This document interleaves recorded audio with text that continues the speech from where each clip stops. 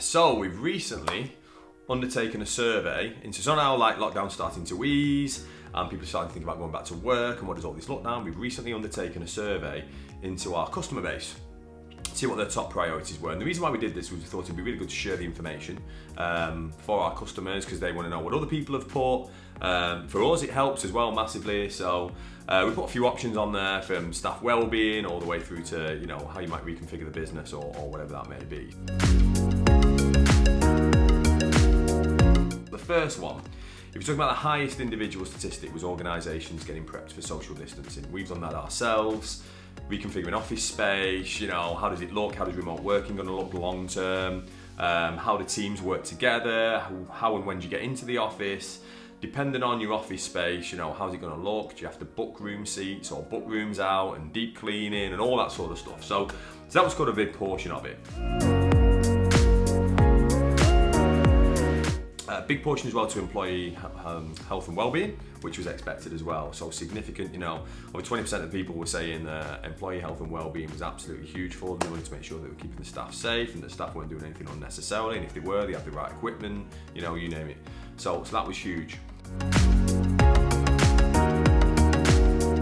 If you add up all the different ones around customer buying behaviour, around digital transformation, around cloud, put it all together, it actually all came down into the majority of people were saying that the biggest investment that we're going to make now is on data. So again, something we've talked about for a while. Data is a currency. There's, it's not new. Data-driven organisations. There's millions of case studies. Everybody's growing up about data.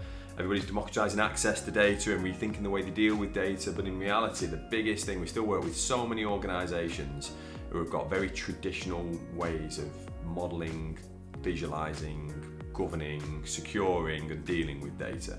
So what they've all said is we need to understand what business is going to look like in a micro way. So, if you're in retail or you're in healthcare, in local and regional government, you really now want to understand what the last 3 months has actually changed, because that might be a complete redefinition of how you run that process, that business model, whatever it may be. So everybody's dumbing down and saying, understanding customer buying habits is absolutely key, patient flows, vulnerable citizens, whatever it may be. But everybody has pretty much unanimously said one of the biggest things from a technology standpoint, other than social distancing and employee wellbeing, is about the fact that we need to now get a grip properly, centralise, modernise our data and how we use it and visualise it and how it's shared and how it's reported from.